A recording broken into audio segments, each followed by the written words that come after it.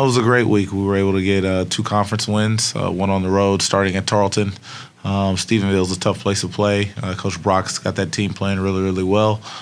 So to go in there and get a road win and our first conference win together, that was pretty special.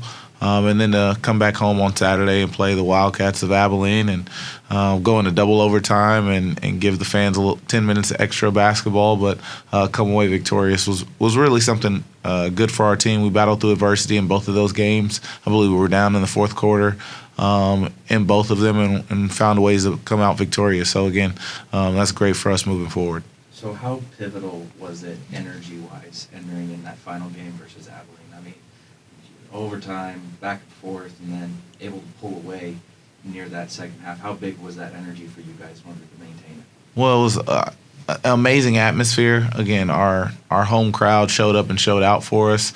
They gave us that extra bit of energy that we needed here in the Sawmill to get it done, and I'd like to credit our sports performance staff for getting our kids in the best shape to play those extra minutes and to give it and to outlast them in a game that was hard fought throughout. So again, our kids played well. They bit down on their mouthpiece and found a way to get that one done. Now talk about Kyla. So you had Kyla Dick win WAC Player of the Week. This is now the second week a Ladyjack has won Player of the Week. She scored 48 points this past week, averaged 24 per game, tied a career high 2 games in a row. So what does that say about her? We've been seeing her on the defensive side, but now the offense seems to really be clicking.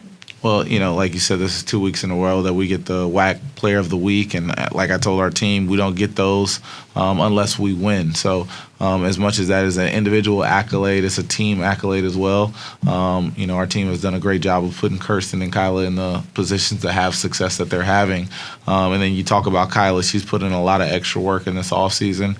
She's really been dedicated to her craft day in and day out, and so now you're seeing her reap the rewards of that. She is a pest on the defensive end. When she's in front of you, she's a menacing sight. And so, again, I just ask for her to continue to be consistent in that area, and good things are going to happen for her. And as far as the offensive end, she's been taking good shots all year long. She kind of didn't start off the way she wanted to, and now, those shots are now starting to go in. So that's just the way basketball is. You just got to stay consistent and make sure you're taking the right shots, and good things will happen for you. I know on the defensive side, Kyla's been leading the team most of the time in steals, but now Des is starting to come, and her defensive pressure is really starting to add to what Kyla's already bringing to the table. So talk about what you guys have been doing on defense that's making the other team's offenses so uncomfortable. Well, again, that's just how we want to play. We want to press teams, and we want to get after them on the defensive end. And you mentioned Destiny Lombard. She's an athletic monster at the top of our press, and she does a lot of different things for us on the defensive end, whether that's on the front end or on the back end, snatching down some rebounds late in that game versus Abilene. So her and Kyla together, they're both athletic and like to get steals and like to play out in the open court. So when we're able to get deflections and steals and play in the live court, they're able to get going offensively. You had a lot of clutch free throws at the end of the ACU game from a majority of the roster. It seemed like anybody that ACU would foul, you'd get at least one, if not both, free throws made. So talk about how impactful it is that your team is consistent from that free throw line. Well, you're going to be in a lot of close games, and close games are determined by free throws a lot of the time. So we just preach every day, stepping up there, being consistent at the free throw line, taking your breath, breathe, relax, and shoot it like you do every day at practice. And so you're just seeing our kids do what they do in practice out there on the floor. 2 solid opponents now coming up, 5-4 Portland, solid WCC opponent for CRAM the Coliseum this Thursday night. And then going to Alabama for a Saturday road contest, a solid 7-2 team. Preview both of those matchups. Well, Portland comes in here, a really, really good team from the WCC, like you said, a team that's fighting to be in the NCAA tournament year in and year out.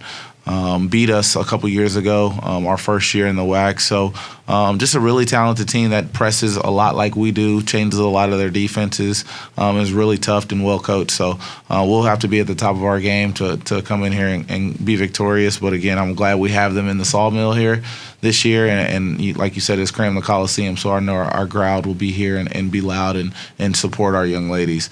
And then after that, we go on the road to Tuscaloosa to play the Tide, and again, they're a well athletic group. You know, Krista Curry, she has SFA roots, so again, I'm really ready to see what our team has in both of these groups. You know, obviously you get tested at home with another mid-major opponent, and then you go on the road and play a SEC Power 5 team.